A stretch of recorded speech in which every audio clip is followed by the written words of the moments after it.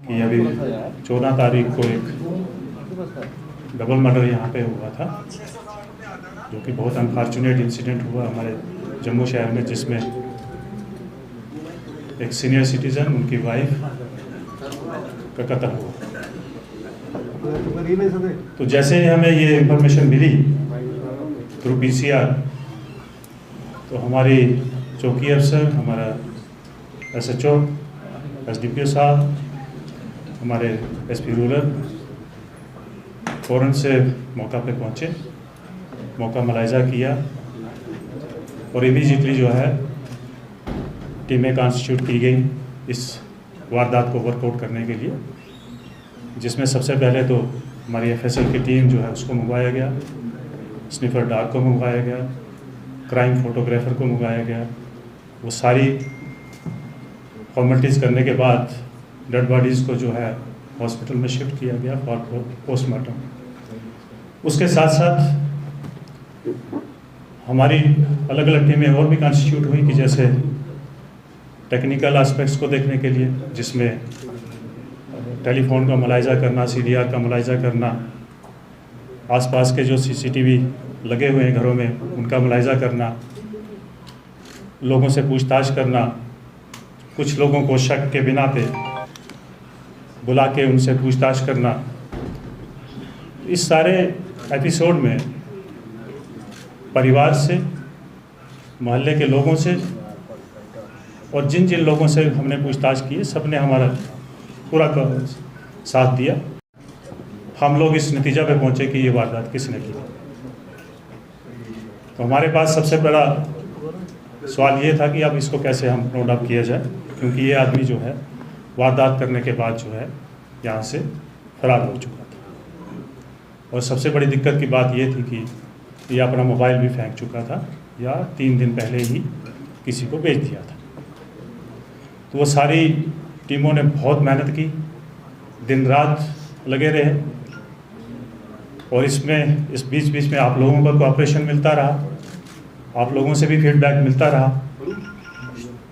ये सब करने के बाद कल हमारी टीम जो है उसको अरेस्ट करने के में कामयाब हुई, जिसका नाम दीपक सिंह है, अलियास सोनू, तालाब तिल्लो का ही रहने वाला। इसमें जो मोटी मोटी चीज़ें हैं वो हमें अभी तक ये पता चली है कि ये आदमी जो है इनका जानकार था, इनके घर में काम करता था, छोटे मोटे काम, जो कभी बाज़ार से कुछ मंगवाना, जो संजय चंदेल जी हैं उनकी सेहत ठीक नहीं रहती थी, उनकी मदद करना। तो 7-8 साल से इनके कांटेक्ट में था, विश्वास पात्र था, आना जाना फ्री था घर में।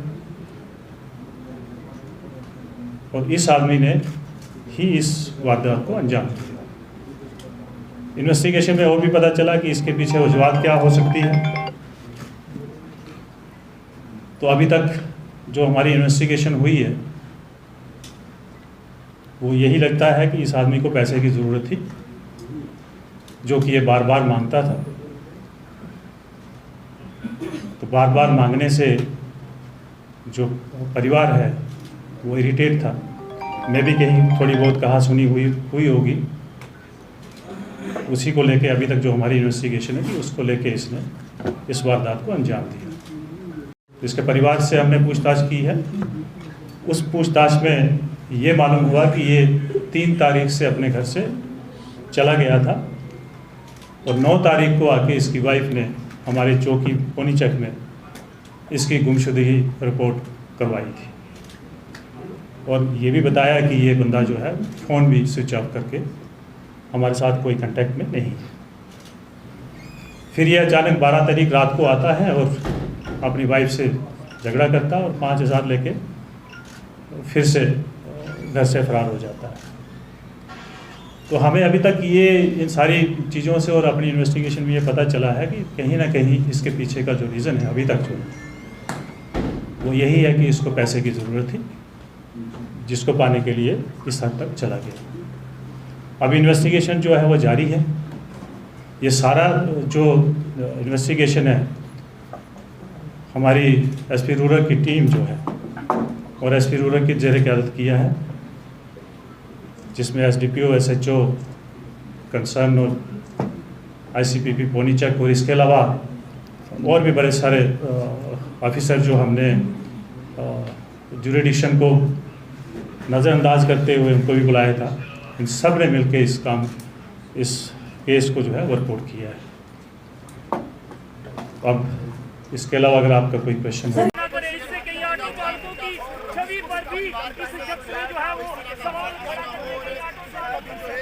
बताना चाहेंगे कि वो इन पर पूरा भरोसा करते थे, पूरी तरह से इन पर निर्भर थे। जैसे हमने पहले ही बताया था, वो बीमार थे और उसी के चलते इसने इतनी बड़ी घटना को अंजाम दिया कि पैसे का लालच इंसान से क्या नहीं कर सकता है।